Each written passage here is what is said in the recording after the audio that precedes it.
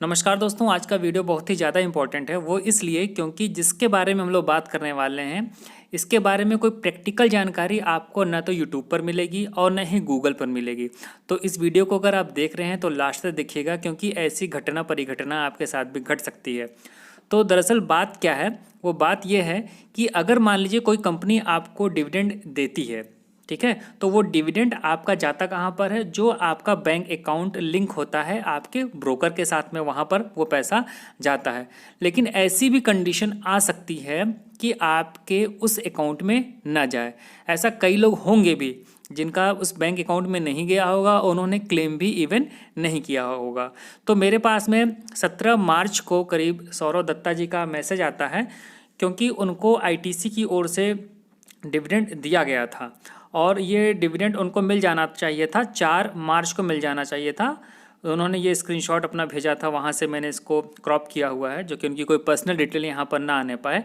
तो यहाँ पर उनके पास में 540 स्टॉक्स थे और इसका जो डिविडेंड बन रहा था 2835 रुपया, और ये इनके बैंक में यूनाइटेड बैंक ऑफ इंडिया में आना चाहिए था। और यहाँ पर इन्होंने अकाउंट नंबर की कुछ डिजिट यहाँ पर दे रखी है। तो 4 मार्च या 5 मार्च मान लीजिए, 6 मार्च मान लीजिए तक इनके बैंक अकाउंट में ये पैसा आ जाना चाहिए था, लेकिन वो पैसा इनके पास में नहीं आया। तो 17 मार्च को इनका मेरे पास में इंस्टाग्राम पर मैसेज आता है कि ऐसी ऐसी बात है और अब क्या किया जाए। तो मैंने इनसे कहा कि आपने मेल किया है, यहाँ पर नीचे देख रहे होंगे कि यहाँ पर मेल आईडी इन्होंने दे रखी है। तो इन्होंने कहा हाँ मैंने मेल किया है, लेकिन उसका कोई जवाब नहीं आया। तो मैंने कहा कि चलिए मैं भी ट्राई करता हूँ। मैंने भी वहाँ पर मेल किया, उसका कोई जवाब नहीं आया। फिर मैंने उनसे पूछा ट्विटर है अगर आपके पास में है तो आप वहाँ से ट्वीट करिए। तो उन्होंने कहा ट्विटर वो चलाते नहीं है। तो फिर मैंने अपने ट्विटर हैंडल से इनको ट्वीट किया, वहाँ पर भी कोई रिप्लाई नहीं आया, क्योंकि सैटरडे संडे था तो हम लोगों ने कहा थोड़ा सा वेट करते हैं। तो मैं मंडे आ गया, तो मैं एक जगह पे बैठा हुआ था, मैंने कहा कि क्या किया जाए। तो नीचे यहाँ पर देखिए कुछ नंबर दे रखे हैं, यहाँ पर नीचे की ओर आप देख रहे होंगे यहाँ पर। तो हमने कहा कि इस पर चलो कॉल करके देखते हैं कि क्या होता है।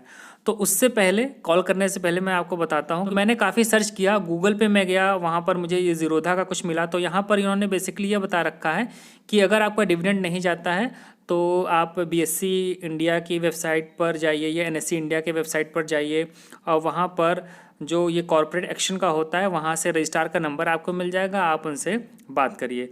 उसके बाद में मैं यूट्यूब पर गया, वहाँ पर भी मैंने सर्च किया। तो यूट्यूब पर भी सर्च करने के बाद में मुझे कुछ खास नहीं मिला। वहाँ पर भी जो लोगों ने बता रखा है वो बेसिकली थ्योरी ही बता रखी है। जैसे कि यहाँ पर मैं आपको दिखाता हूँ, डिविडेंड नॉट रिसीव्ड, इस तरीके से अगर आप सर्च करेंगे तो ये जो पहला वीडियो है करीब 66,000 इसका व्यू है। तो इसमें भी इन्होंने जो थ्योरी है वही समझा रखी है। उसके बाद में मैं एक वेबसाइट पे और गया, तो वो भी आपको थोड़ा सा यहाँ बता देता हूँ, क्योंकि वो भी ज़रूरी है, भाई बोर मत होइएगा आप लोग। तो ये इकोनॉमिक्स टाइम्स की वेबसाइट है। तो यहाँ पर इन्होंने एक चीज़ बता रखी है, वो मुझे काफ़ी इंटरेस्टिंग लगी, इसलिए मैं आप लोगों के साथ में इस चीज़ को शेयर कर रहा हूँ। तो इन्होंने कहा है कि अगर आप डिविडेंड 7 साल तक नहीं क्लेम करते हैं, ठीक है, तो ये जो है ट्रांसफ़र कर दिया जाएगा आपका, फिर इस पर कोई आप इस पर क्लेम नहीं कर पाएंगे बाद में इस डिविडेंड के ऊपर। और ये ट्रांसफ़र किया जाएगा, आप यहाँ पर देख पा रहे होंगे, यहाँ पर लिखा है IEPF यानी कि investor education and protection fund में ये आपका पैसा 7 सालों के बाद में ट्रांसफ़र कर दिया जाएगा अगर आप डिविडेंड क्लेम नहीं करते हैं कंपनी से। तो आप लोग जागरूक बनिए और थोड़ा सा ध्यान रखा करिए कब डिविडेंड आ रहा है। तो अगर आपके अकाउंट में नहीं आया है तो एक्टिव हो जाया करिए कि इस डिविडेंड को कैसे पाना है। तो चलिए अब जो हम लोग प्रोसेस के बारे में बात कर रहे थे तो उस पर देख लेते हैं।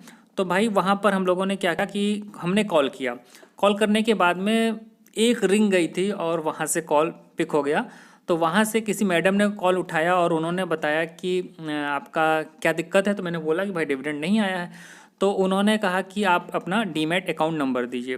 तो दत्ता जी ने जो भेजा था तो इसमें उनका डीमैट अकाउंट नंबर भी था। वहाँ से मैंने कॉल कट करने के बाद में उनको दोबारा कॉल किया, डीमैट अकाउंट नंबर बताया, तब उन्होंने वहाँ पर बताया कि जो आपका बैंक लिंक है, ठीक है, तो इनका जो बैंक आप देख रहे होंगे United bank of India link है, और जो कि ये अब मर्ज हो गया है PNB के साथ में।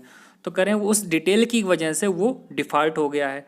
तो हमने कहा फिर अब क्या किया जाए। तो उन्होंने बोला कि अब हम इसको ड्राफ्ट के द्वारा भेजेंगे।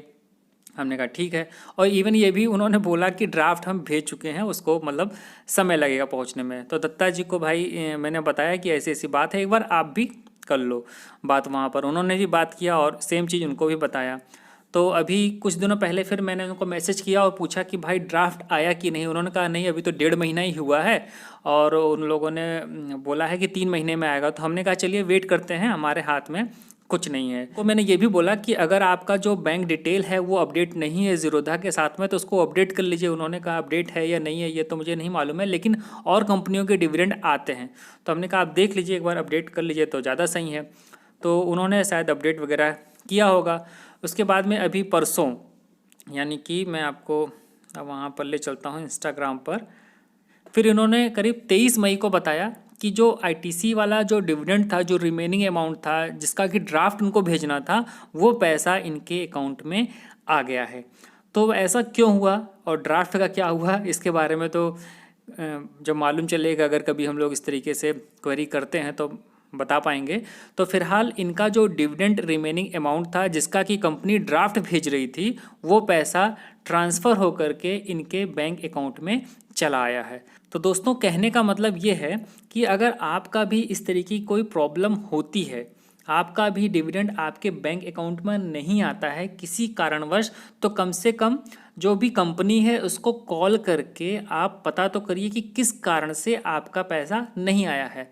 मान लीजिए सौरभ दत्ता जी अवेयर हैं, लेकिन ऐसे और भी लोग होंगे जो पता चला अवेयर ही ना हो, कि जिनका मान लीजिए कि कम शेयर हो, ठीक है, तो वो सोचते हैं चलो जाने दो कोई बात नहीं। तो जाने दो से काम नहीं चलेगा। आप 1 रुपया, 5 रुपया, 10 रुपया अगर अपना केयर नहीं करेंगे, उसको नहीं संभालेंगे, तो ज़्यादा पैसा आप कैसे संभालेंगे। तो इसलिए 1-1 रुपया, 5-5 रुपया या जो भी छोटा अमाउंट है, कहने का मतलब है, तो उसके लिए भी अवेयर रहिए। उसको भी आप उस कंपनी से लीजिए, आपका वो अधिकार है। तो अगर आपके साथ में भी इस तरीके की समस्याएं हैं तो उसको सुधार लीजिए। और जिनका भी खासकर बैंक अकाउंट जो मर्ज हुआ है, चेंज हुआ है, तो उसको आप अपने ब्रोकर के साथ में अपडेट कर लीजिए। आईटीसी ने फिर से डिविडेंड अनाउंस किया है, 6 रुपया 25 पैसे का करीब है, और फिर आएगा तो हो सकता है कि ऐसी प्रॉब्लम आपको फेस करनी पड़े। और अगर आपको प्रॉब्लम फेस करनी पड़ती तो जो मैंने प्रोसेस बताया है, आपको कॉल करना है और वहाँ से क्वेरी अपनी पूरी कर लेनी है। तो ये एक प्रैक्टिकल एग्जांपल था। अभी तक जो भी चीज़ें हमने देखी थी यूट्यूब पर, सब थ्योरी देखी थी, और रियल में क्या करना है ये हमें इसका जवाब कहीं पे नहीं मिल पा रहा था।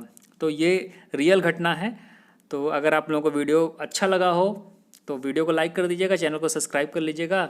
मिलते हैं नेक्स्ट वीडियो में, तब तक के लिए नमस्कार।